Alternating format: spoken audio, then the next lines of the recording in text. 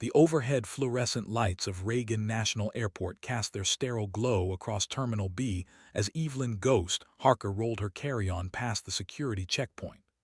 23 years of service, and she still walked like she owned the sky, shoulders back, eyes forward, carrying the weight of 1,000 combat sorties in the set of her jaw. Her civilian clothes felt wrong, like a costume she hadn't quite learned to wear. The retirement papers had been signed 3 months ago, but her hands still reached for flight gloves that weren't there anymore.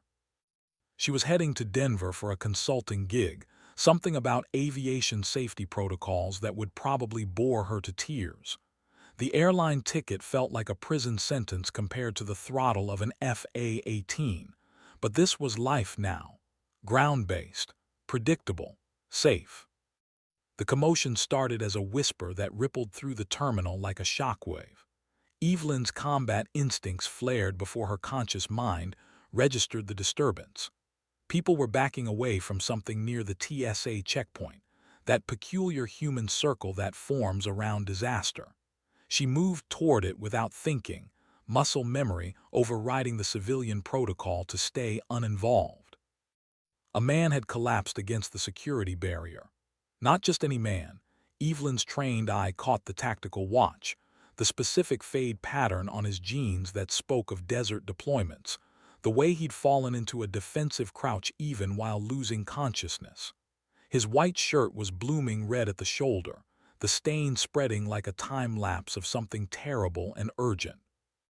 TSA agents were frozen, uncertain, reaching for radios with trembling hands. Travelers pulled out phones, recording instead of helping.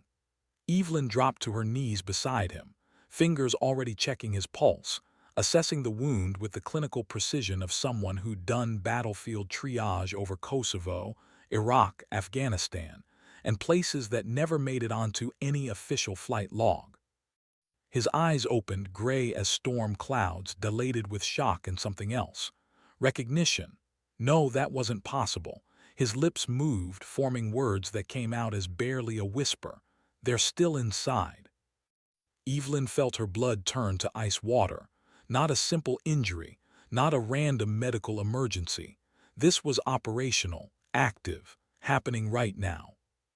The SEAL's hand gripped her wrist with surprising strength, leaving a smear of blood across her civilian watch. His voice cracked through pain as airport security finally started pushing through the crowd. Terminal C, Gate 47, 3 hostiles, Russian accent, they have a package.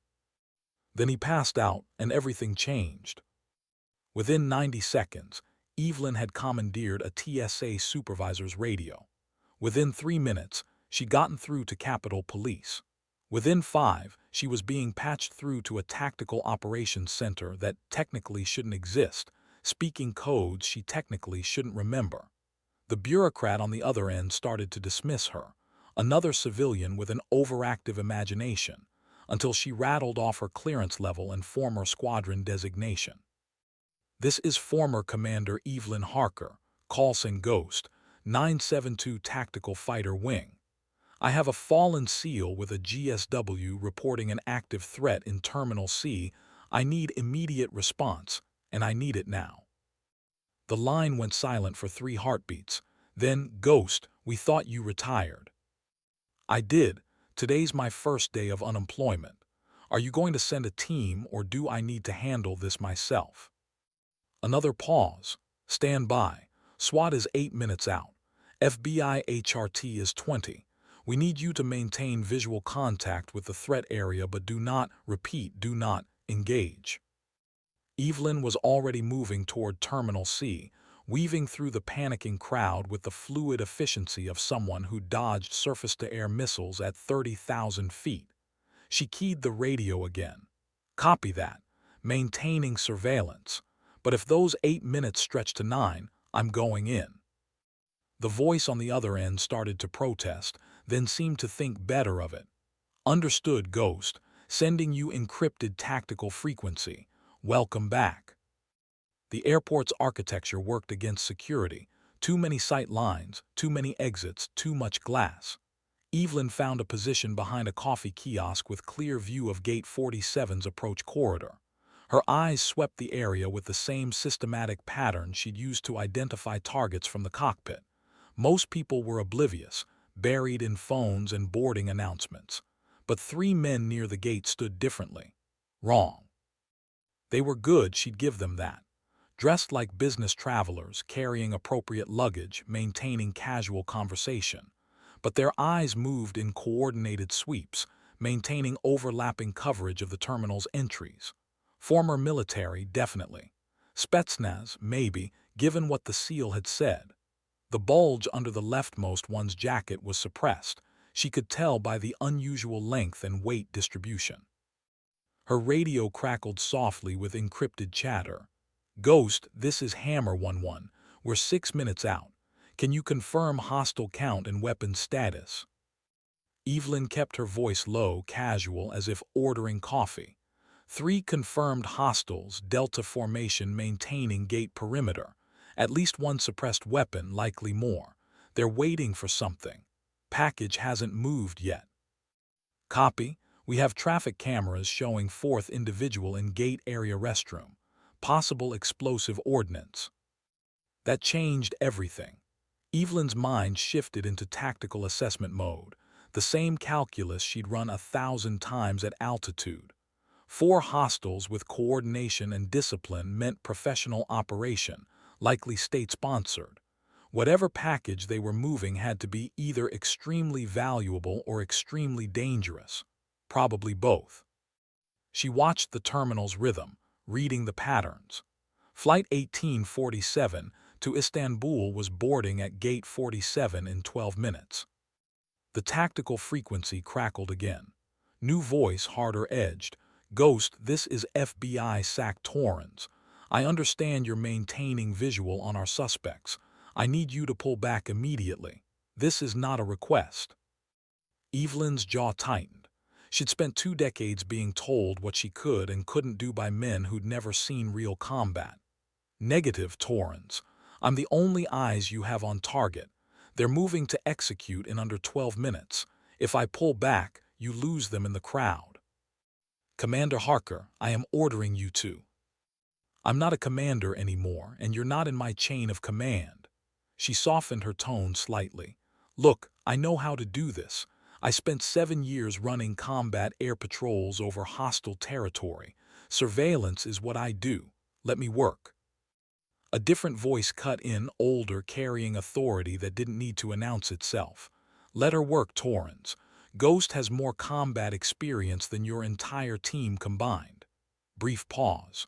"Harker, this is General Manite. We've met." She had met him, once briefly, at a classified briefing in Langley.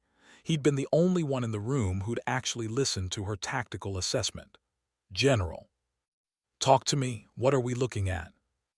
Evelyn tracked the 3 visible hostiles while keeping peripheral awareness of the bathroom, where the 4th was presumably preparing something unpleasant. Coordinated team with military discipline. They're not nervous, which means they've done this before.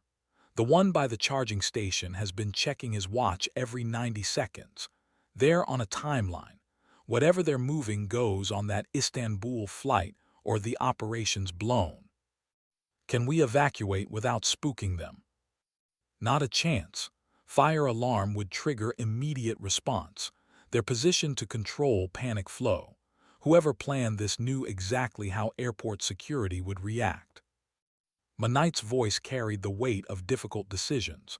"SWAT is 4 minutes out. Can you maintain until then?" "Can do, but General, that 4th hostile in the bathroom. If he's packing what I think he's packing, 4 minutes might be 3 too many." The restroom door opened. The 4th man emerged, wearing a maintenance uniform that was slightly too new, too clean. His hand stayed near his belt line where a dead man's switch would typically be concealed. Evelyn keyed the radio with cold precision. "Hammer elements, be advised. 4th hostile is mobile and likely wired. Repeat, possible suicide vest or dead man trigger. This just became a hostage situation." The terminal's ambient noise seemed to fade as her focus narrowed. She'd felt this before. The moment when time became fluid and every detail sharpened into crystalline clarity. The same feeling she got pulling 4GS in a tight turn, enemy radar painting her aircraft, missiles in the air and nowhere to go but through. The fourth hostile moved toward the gate podium where an airline employee was preparing for boarding. His trajectory would put him in position to control the entire waiting area. Evelyn calculated angles, distances, response times. SWAT was still 3 minutes away. 3 minutes in tactical time was an eternity. 3 minutes was also exactly long enough for everything to go catastrophically wrong. She made her decision. Hammer 1-1, I'm moving to intercept. Fourth hostile is approaching crowd concentration point. If he triggers, we're looking at 30+ casualties. Ghost negative, stand down and wait for. She was already moving, leaving the radio behind the coffee kiosk because she'd need both hands. The direct approach wouldn't work, too obvious, too threatening. Instead, she angled toward the gate's check-in counter, stumbling slightly, playing the role of confused traveler. Just another middle-aged woman trying to figure out where her flight was boarding. The fourth hostile tracked her movement with his eyes but dismissed her. That was his first mistake. People had been dismissing Evelyn Harker her entire career. Too short, too quiet, wrong gender for a fighter pilot. She'd built a legend out of being underestimated. She reached the counter just as he did, accidentally bumping into him with her carry-on. Oh, I'm so sorry. These terminals are so confusing, I can never find the right. His hand moved toward his belt. Training versus instinct, both moving at combat speed. Evelyn's elbow drove into his solar plexus with the full force of her body weight, precisely placed, designed to paralyze his diaphragm.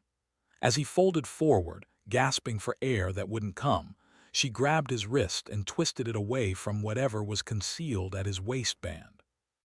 The other 3 hostiles reacted instantly. Professional, coordinated, weapons appearing from jacket concealments with practiced efficiency. The crowd hadn't quite processed what was happening yet, still in that frozen moment before panic. Evelyn had maybe 2 seconds before the shooting started. She used one of them to drive the fourth hostile into a structural column, keeping his body between herself and the approaching threats. Used the second to yell in her command voice, the one that had cut through engine noise and combat chatter for 2 decades. Federal agent, get down, now. It wasn't technically true, but it achieved the objective. The crowd dropped, creating clear sight lines. The 3 hostiles had to choose between taking shots through civilians or repositioning. Military discipline won over terrorist tactics. They held fire and moved to establish better angles. Those precious 3 seconds were enough. The terminal's far entrance exploded inward with the controlled violence of FBI SWAT making entry. Federal agents, drop your weapons, get on the ground. The hostiles calculated odds, assessed angles, and chose surrender over suicide by cop. They were professionals, after all. Better to face trial than die in an airport terminal. Weapons clattered to the tile floor with the anticlimactic sound of an operation that had just been perfectly dismantled. Evelyn maintained her grip on the fourth hostile until SWAT reached her position and took over. Only then did she allow herself to breathe, to feel the adrenaline crash that came after action. Her hands were shaking slightly, not from fear, from the chemical aftershock of combat hormones. General Manite's voice came through an agent's radio, surprisingly gentle. "Ghost, you still with us?" She managed a short laugh. "Still here, General, though I think I just violated about 12 federal laws. We'll work on that later. Right now, I need you to see something." The fourth hostile was being searched, carefully, by the bomb disposal team. They removed not explosives, but a lead-lined container roughly the size of a large thermos. The technician's face went pale as his radiation detector started clicking like an angry insect. "Jesus Christ," someone whispered. "It's hot, really hot." Evelyn felt her blood run cold. Not a bomb. Something worse. something that would have boarded Flight 1847 and vanished into the international ether, showing up later in a dirty bomb or worse.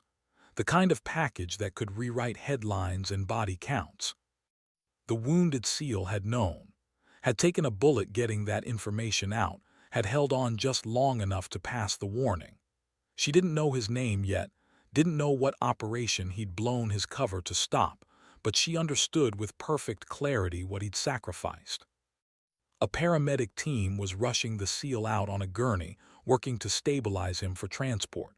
Evelyn caught his eye as they passed. He managed the ghost of a smile and the slightest nod. Message received. Mission accomplished. She returned the nod with the respect of one warrior to another. Zach Torrens approached her with the expression of someone whose entire operational plan had just been rewritten by a retired pilot in civilian clothes. Commander Harker, I owe you an apology, and probably a commendation, also possibly a lecture about interfering with federal operations. He extended his hand, but mostly the first two. She shook it, noticing her knuckles were bleeding slightly from the impact against the column. Just ghost, please, and I think we can skip the lecture. Your people showed up exactly when you said they would. We just had to buy them the time. Manite had materialized beside them, 4 stars on his shoulders that still commanded even in an airport terminal. Last I checked, there's no we in retired. Evelyn met his gaze with the same level directness she'd given every superior officer who doubted her. Force of habit, sir. I notice you still have those habits. He gestured to the scene around them, tactical teams processing suspects, hazmat crews containing radioactive material, crowds being carefully shepherded by now-arrived police. The kind of habits that save lives, the kind we still need. I signed retirement papers 3 months ago, General. I know, I signed off on them. He pulled a phone from his pocket, made a brief call that was mostly listening and single-word responses. When he hung up, his expression had shifted into something that might have been approval. That was the Director of National Intelligence. Seems there's a position opening up in our Rapid Response Analysis Division.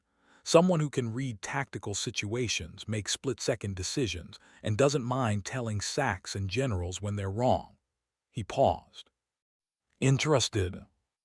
Evelyn looked around the terminal, at the contained crisis that could have been a catastrophe, at the agents who'd stopped dismissing her and started actually seeing her, at the boarding pass in her pocket for a consulting gig that suddenly felt like running away from who she actually was.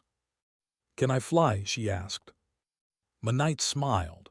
Not tactically, but we have access to some interesting aircraft for rapid deployment, and you'd be training the next generation of air combat controllers, teaching them what right looks like. Her hands had stopped shaking. The retirement clothes still felt wrong, but for different reasons now, not because they represented safety, but because they represented hiding. Pretending the last 23 years hadn't shaped her into exactly what she was, a weapon pointed at problems that needed solving. When do I start? How about after we finish processing this scene and get you checked out by medical? Manite gestured to her bleeding knuckles. Also, probably need a lawyer to handle the whole civilian assaulting a terrorist situation. Paperwork's going to be interesting. Evelyn laughed, a real laugh that released 3 months of tension she hadn't realized she'd been carrying. General, I spent 2 decades flying combat missions. Paperwork doesn't scare me. Good, because there's about to be a lot of it. The CNN cameras were setting up outside, news helicopters circling overhead like mechanical vultures drawn to crisis. Evelyn could already imagine the headlines, the breathless recounting of events by talking heads who'd never been shot at. They'd probably get her name wrong, misconstrue what happened, turn it into some patriotic narrative that missed the point entirely. But the SEAL would know. The general knew. The tactical teams cleaning up the scene knew. That was enough.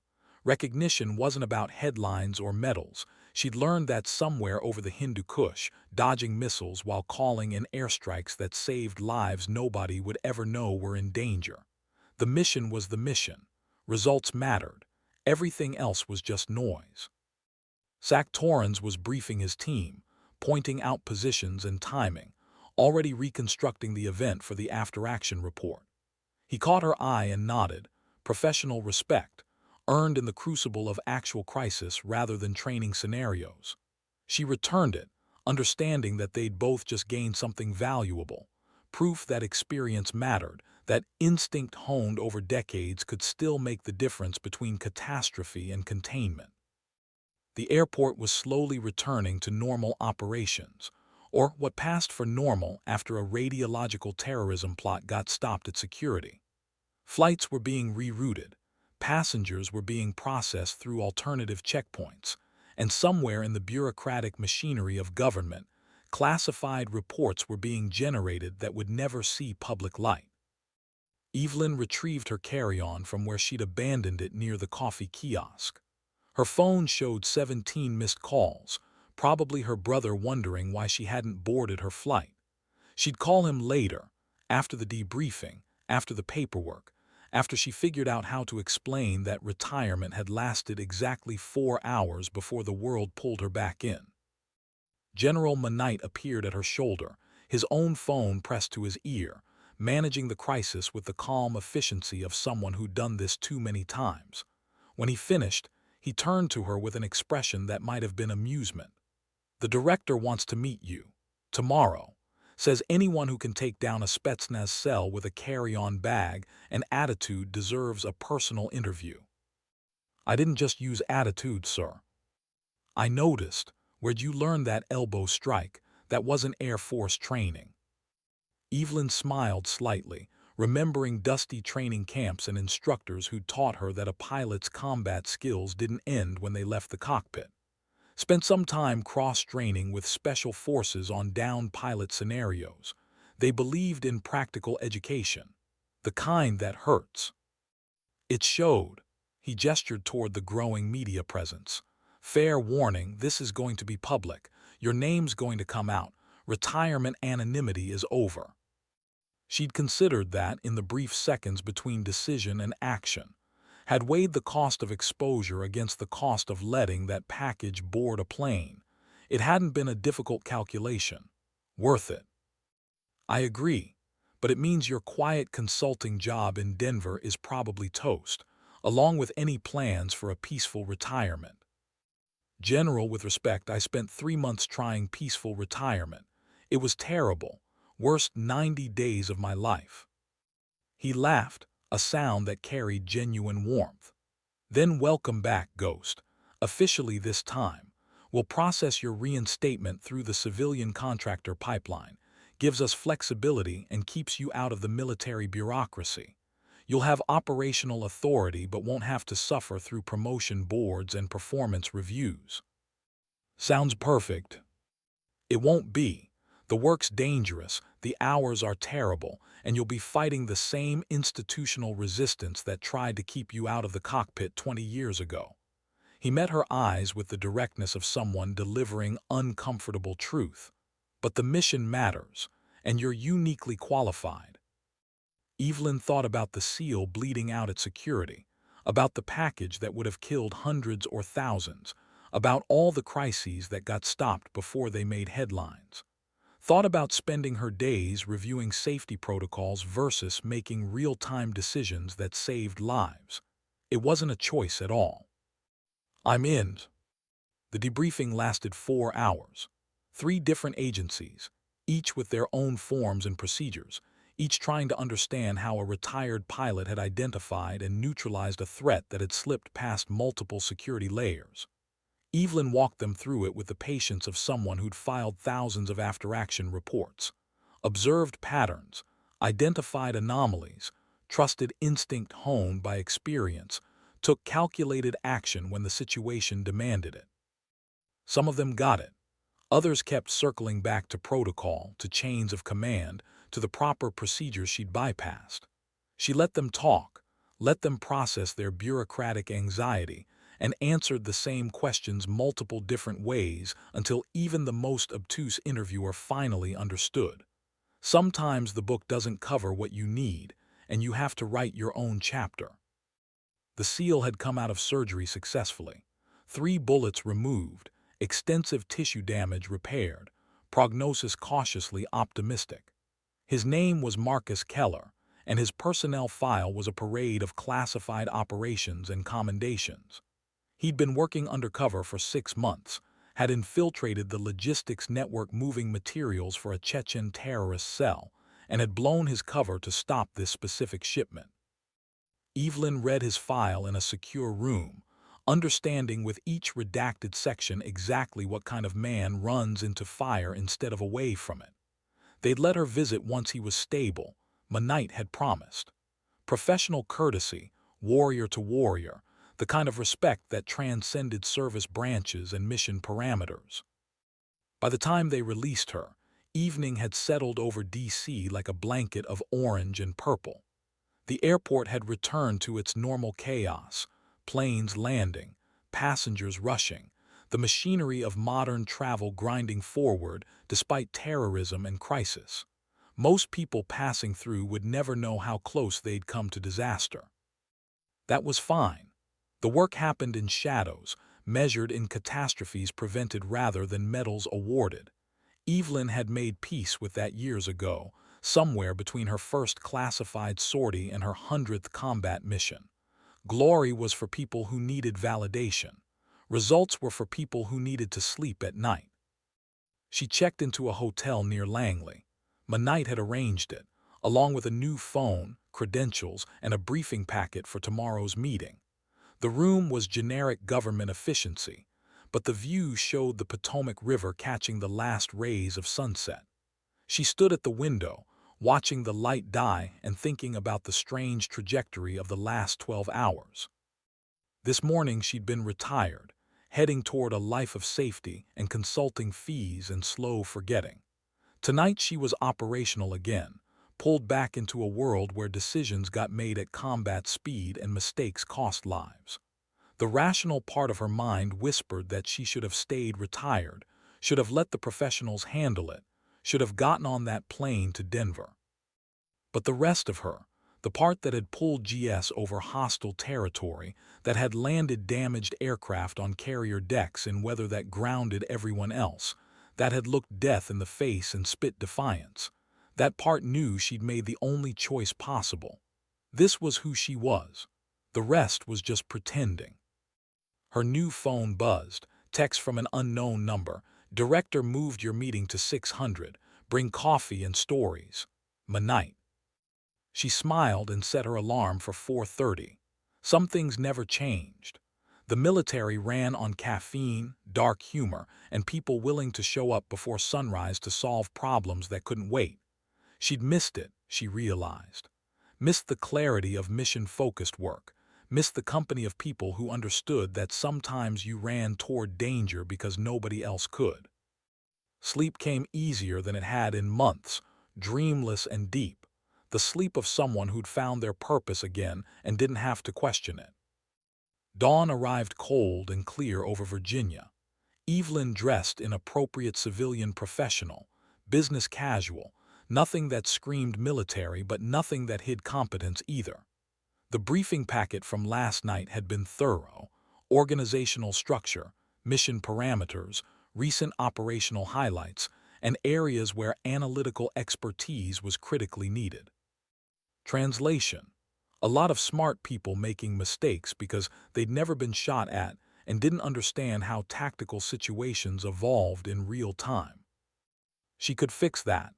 Teaching was just another form of leadership, and she'd been leading since her first day as flight commander.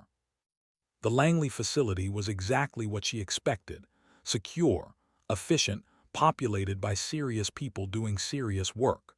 Her credentials got her through 3 checkpoints, each guarded by professionals who checked thoroughly but courteously.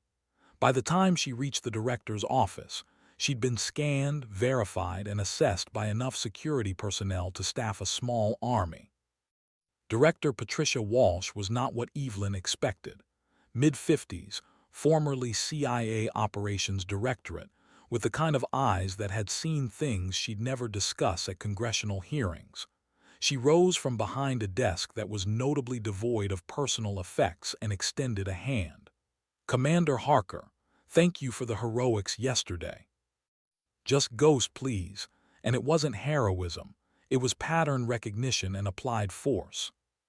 Walsh smiled slightly. "I'm going to like working with you. Coffee." "Always." They sat in comfortable chairs that probably cost more than Evelyn's monthly retirement check, drinking coffee that was surprisingly good for government brew. Walsh pulled up yesterday's airport footage on a secure tablet, walking through the timeline with tactical precision. "You identified the team in under 2 minutes. SWAT took 6, FBI took 11. Airport security never flagged them at all." She looked up from the tablet. "How?" Evelyn considered the question, trying to articulate instinct into language. They were good, but they were operating in an environment they didn't completely understand. Airport security is predictable, which makes it exploitable. But it's also loud, crowded, and full of cameras. Anyone with real training stands out because they're trying too hard to blend in. They move differently, watch differently. Their situational awareness is too good for civilians. "You're describing yourself." "I am, which is why I recognized it. Takes one to know one." Walsh set down the tablet and leaned back, studying Evelyn with the intensity of someone making a decision that would ripple forward. "General Manite says you're wasted in retirement. I agree. But I need to know what you want. This isn't the Air Force. No rank structure, no clear promotion path, no ceremonial functions. Just missions, problems, and people who need someone to tell them what right looks like. Is that enough?" Evelyn thought about the question honestly, about what she'd been chasing her entire career: respect earned through competence, missions that mattered, work that demanded everything she had to give. About retirement's comfortable emptiness versus operational necessities demanding purpose. "It's exactly what I want," she said. "I didn't join the Air Force for the uniforms or the rank. I joined because I wanted to fly, to serve, to make a difference in ways that mattered. Flying was the vehicle, but the mission was always the point. If you're offering me missions that matter, I'm interested." Walsh nodded slowly. "Then let's talk specifics. Our Rapid Response Analysis Division handles emerging threats, tactical assessment, and crisis intervention. When something breaks, we're the people who figure out what happened, why it happened, and how to stop it happening again. We need someone with operational experience who can read situations, make hard calls, and teach others to do the same.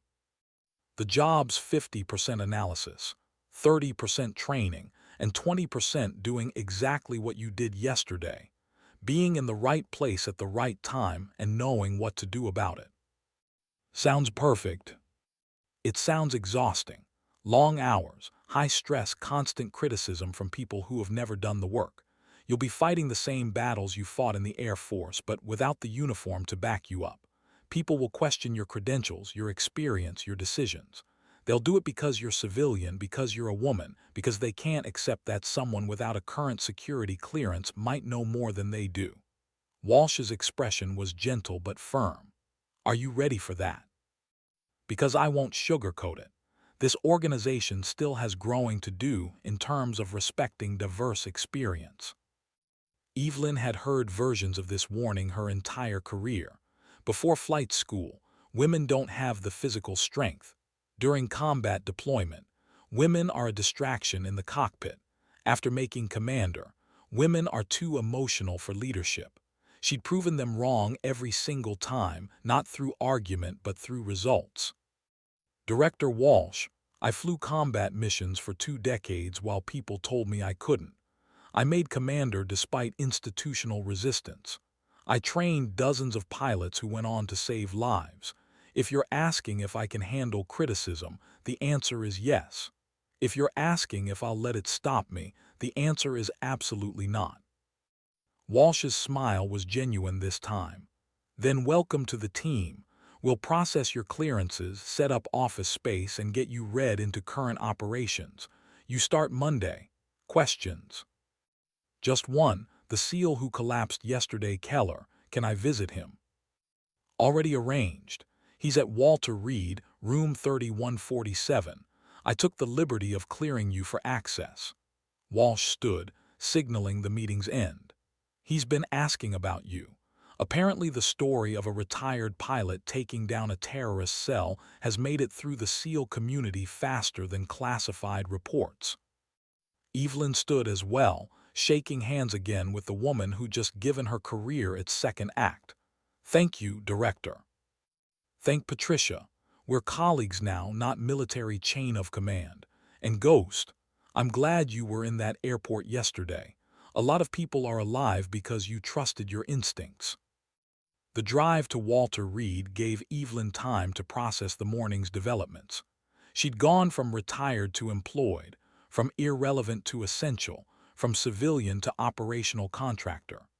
The speed of it should have felt destabilizing, but instead it felt like pieces clicking into place, like a puzzle that had been missing its center finally becoming whole. Walter Reed's security was predictably thorough. By the time she reached the third floor, she'd been scanned, verified, and escorted by personnel who clearly knew exactly who she was and what had happened. The nurses treated her with quiet respect, the kind reserved for people who'd earned it through action rather than rank. Room 3147's door was partially open. She knocked gently, heard a rough "come in" that carried the distinct quality of someone on pain medication fighting to stay alert. Marcus Keller looked smaller in the hospital bed, but his eyes were clear and sharp. His shoulder was heavily bandaged, and various monitors beeped softly, tracking vitals and medication.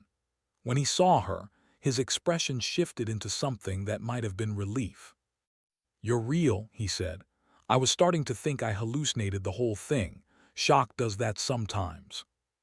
"I'm real." Evelyn pulled up a chair, maintaining respectful distance. "How are you feeling?" "Like I got shot 3 times and survived surgery, so all things considered pretty good." He adjusted slightly, wincing at the movement. "I hear you stopped the package." "Your intel stopped the package. I just kept things contained until the professionals arrived." Keller laughed, then regretted it, pressing a hand to his ribs. "That's not what the SWAT team is saying. They're calling it the most textbook tactical intervention they've ever seen from a civilian. Some of them want your autograph." "I'm not giving autographs." "Good, means you're not an asshole." He studied her with the assessing gaze of someone who'd learned to read people in situations where mistakes meant death.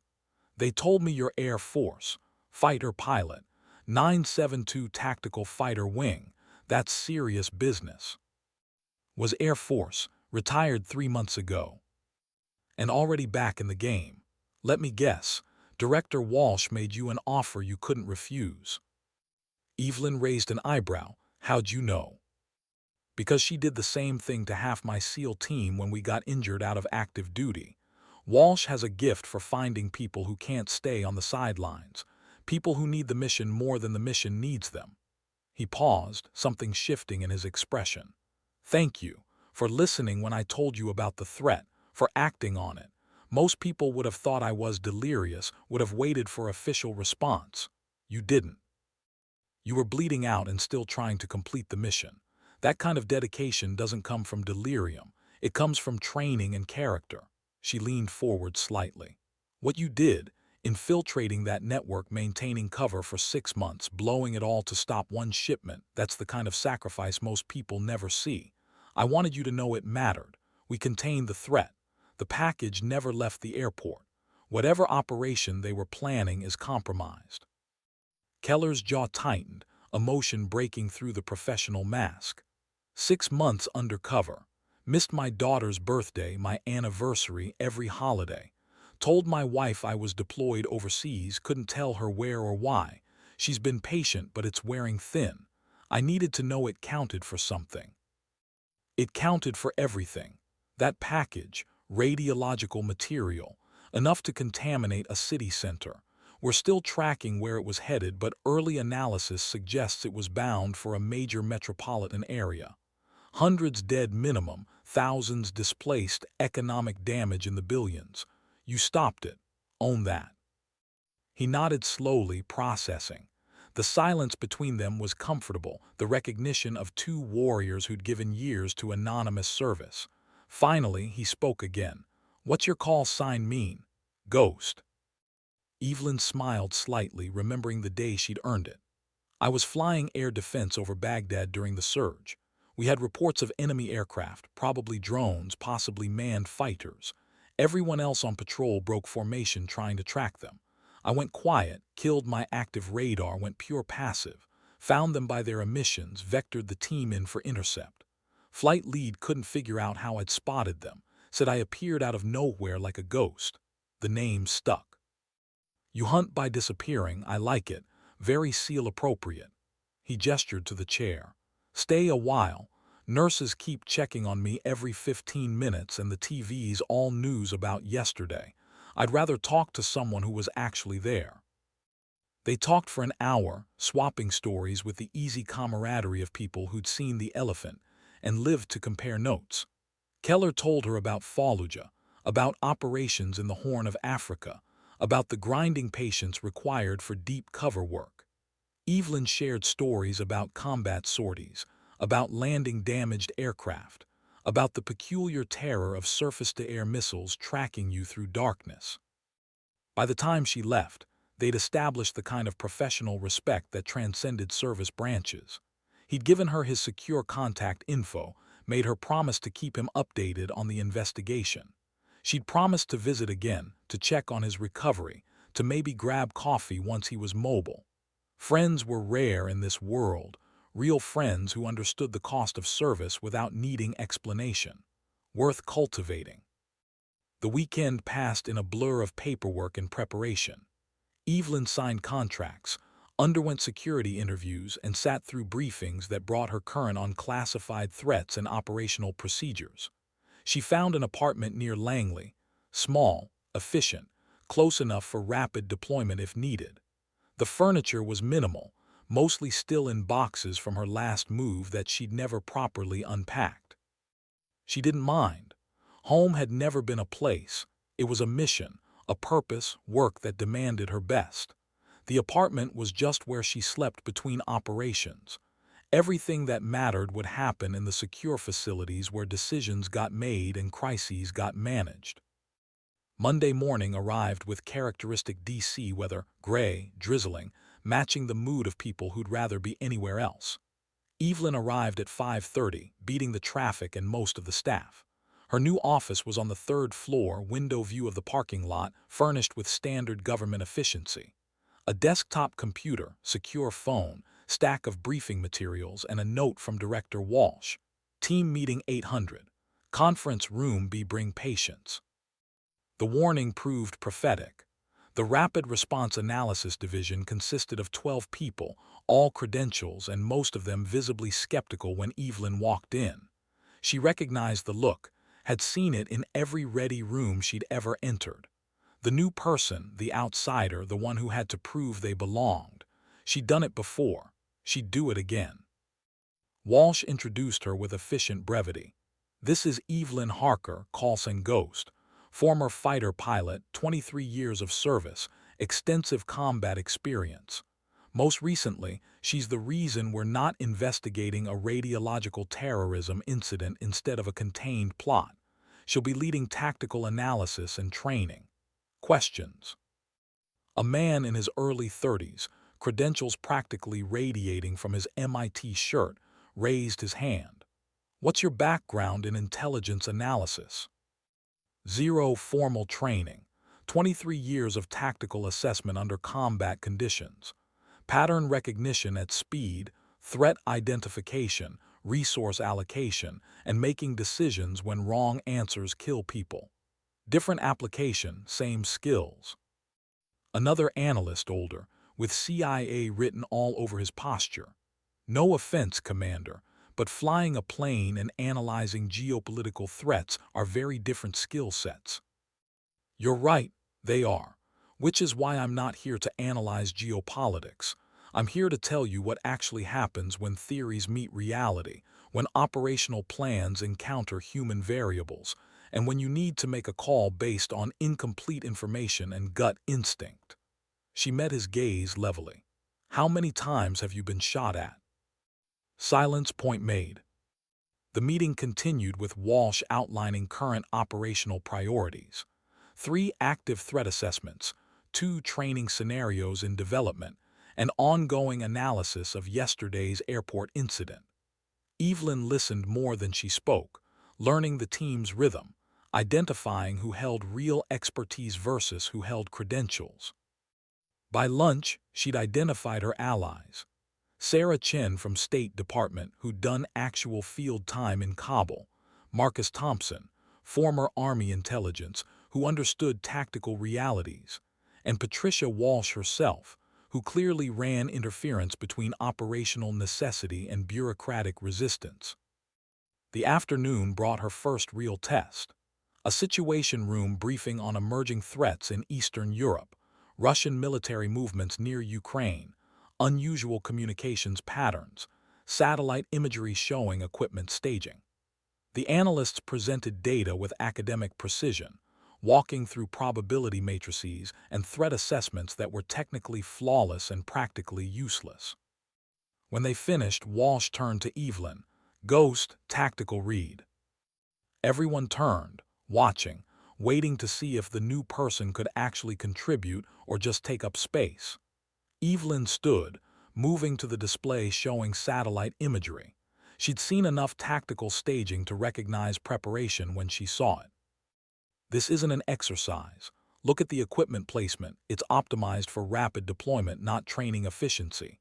The communications patterns match operational security for active missions, not routine maneuvers. They're not practicing. They're preparing. She zoomed in on a section showing artillery positions. These gun emplacements have clear fields of fire toward the border. That's not defensive positioning. That's preparation for offensive action. An analyst objected, but the probability models suggest. Your models are looking at historical patterns. This is current intent. I've seen this before, different theater, same preparation. Someone's about to do something and we have maybe 72 hours to figure out what and where. She turned to Walsh. We need signals intelligence, human intelligence on the ground and satellite coverage intensified. And we need it now, not after the next briefing cycle. Walsh nodded slowly. Make it happen. Ghost has operational authority for resource allocation on this one. Let's see what develops. The room practically vibrated with objection, but nobody voiced it. Authority had been delegated, the call had been made, and now they'd see if the new person knew what she was talking about or if this was expensive guesswork. 71 hours later, Russian forces crossed into Ukrainian territory in exactly the pattern Evelyn had predicted. The team's advanced warning allowed diplomatic intervention, military repositioning, and intelligence operations that would have been impossible with standard assessment timelines. People lived who would have died. That was all that mattered. After that, the skepticism died. Not completely. Institutional resistance was like rust, always present, always eating at the edges. But enough people had seen her read a situation correctly that she'd earned operational credibility. The kind you couldn't fake.